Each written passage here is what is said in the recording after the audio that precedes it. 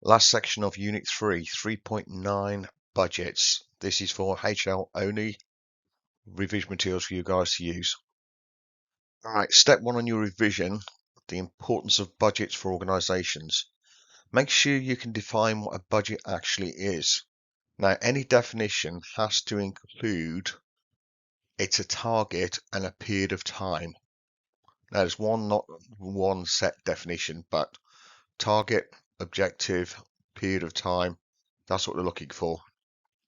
Now, why are they important? What's a possible drawback to them? Fairly straightforward, to be honest with you. Motivation, clear direction of the business, controlling income expenditure, obviously financial management, but encouraging short-term decision making. They can quickly become obsolete if you're in a rapidly changing economic environment, etc., etc.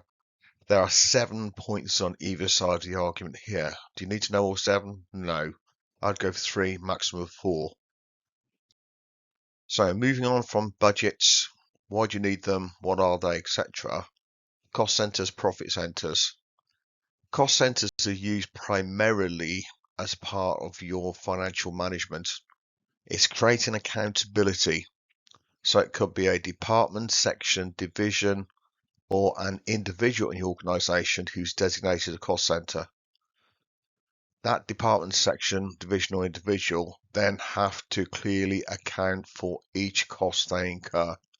So you can quickly see in an organization who or where money is being spent and start asking questions why. If spending is rapidly rising, costs for that particular section, division, department, or individual are going up. So it's control and look to reduce costs, improve your efficiency and accountability. Make the individuals, departments, etc. think before they spend money. Do you actually need to spend that money? So because they think profit, revenue minus cost. So if you can control costs, reduce costs, look to boost profitability. A profit center, on the converse of this, is used primarily as a motivational device. It's where the department, section, division, or individuals are allowed to keep the profits they earn within that particular area. Now, that's supposed to motivate individuals to work harder. Why? They retain the profit. Profit then becomes a source of finance. It's a source you can actually use for expansion.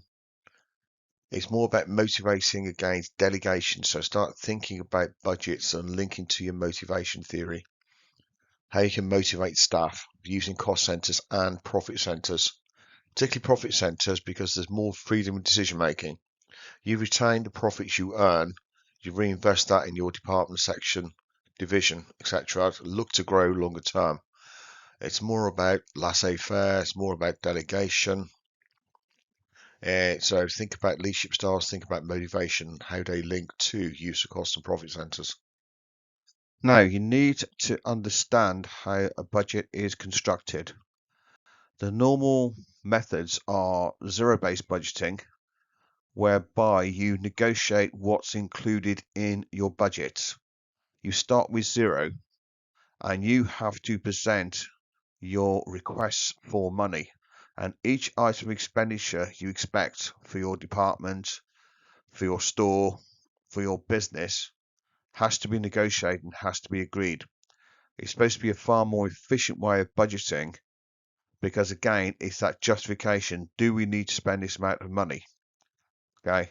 And if you do, can you make the case for it and convince the senior manager to say yes or no to agree to that figure being included in your budget and money being allocated towards it? Less efficient method, incremental budgeting. That's taking last year's budget figure and just adding a percentage. Some people look at, well, inflation over last year averaged X amount of percent, so all we'll do, we'll add inflation on, plus we're looking to expand, so we'll add 4 or 5% on top of our budgets. Make sure you understand what a flexible budget is. Again, you do not need a great amount of detail. Flexible budgets are budgets which can change with the circumstances. So, for example, the Russian invasion of Ukraine led to global energy prices spiking, which led to large increase in inflation rates, so costs went up unexpectedly. Now remember, a budget is a forecast, so your forecasted cost figures now became completely nonsensical and obsolete because you didn't expect inflation to be as high as it actually was. So a flexible budget is a budget which can change when circumstances change. So the fact that the budgeted figure and the actual figure are still of use in terms of working out variances as part of your management process. You can have numerous different types of budgets. There's a few more examples here: sales budgets, staff budgets, etc. Remember, all a budget actually is just a target of what you intend to achieve over a certain amount of time. You also need to be able to explain some of the factors which have an influence on the construction of a budget. So, for example, the financial position of a business. Somebody can present a budget, remember, is a target. Now, a target could be realistic in terms of the fact that you do not have access to the sources of finance required to invest in those budgets, okay, for those departments, for that business, etc. What are the aims and objectives of the business? If you're setting, the aim of being the market leader for the next 5 years, that will require substantial investment. So look at your financial position. Okay, are you setting realistic aims and objectives? Okay, that will require finance, and again, the budgets will have to reflect that. Competitor budgets. If you're in a competitive market, if your competitors are spending more on advertising, new product development, hiring staff, training staff, etc., you could fall behind and lose competitive advantage. So again, what are they spending? Are you matching their spending and or going beyond it? Think about the personalities involved as well. Can there be clashes? Different departments could be competing against each other for the limited financial resources of the business in terms of setting their own budgets. That could lead to conflict. Okay. Now, all these factors have to be taken into account as part of the constructing a budget process. Budgets are great, but on their own, they're fairly limited. If you're setting a target, what you need to do is assess performance against that target. That's where variance analysis comes into play.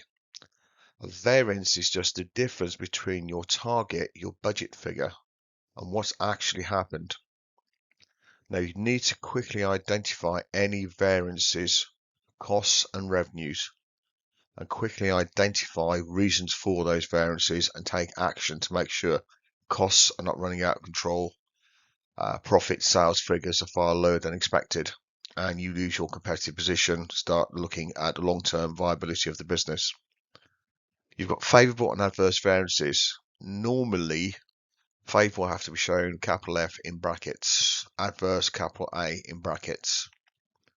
Now, essentially, favourable are your performance is better than expected, adverse is worse than expected.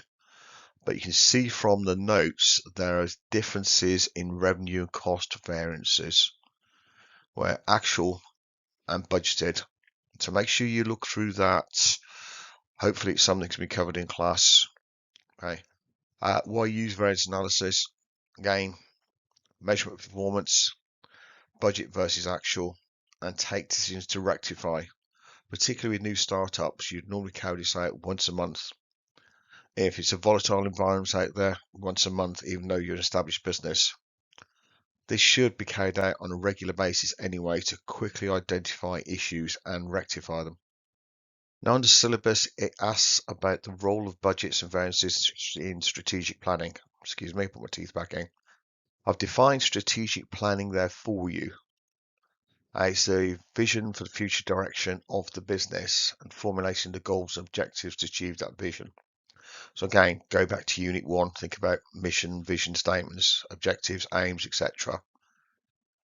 Now, the budgets and variance analysis, the budgets are the targets which allow you to achieve your objectives, your goals, which then enable the vision, the aims of the business to be achieved.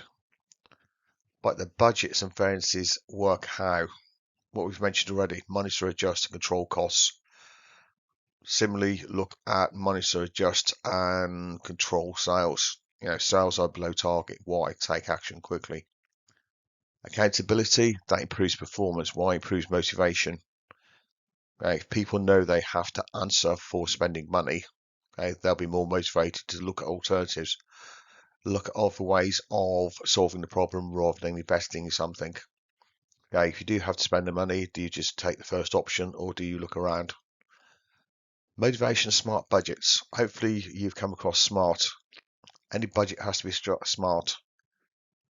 Now, go back, look at the acronym. Specific, measurable, achievable, realistic, and time related. Now, if you set a target, you need to be able to assess performance. Unless a budget is smart, you cannot effectively assess performance. Now, the coordination, communication, control within the business.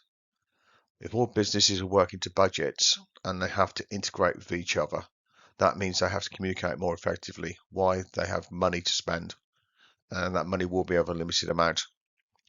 So when they are looking to work with other departments, be it marketing with operations management, they have to coordinate, communicate, and control their spending and come up with realistic promotional campaigns. Look at, can we hire sufficient staff for ops management at the moment?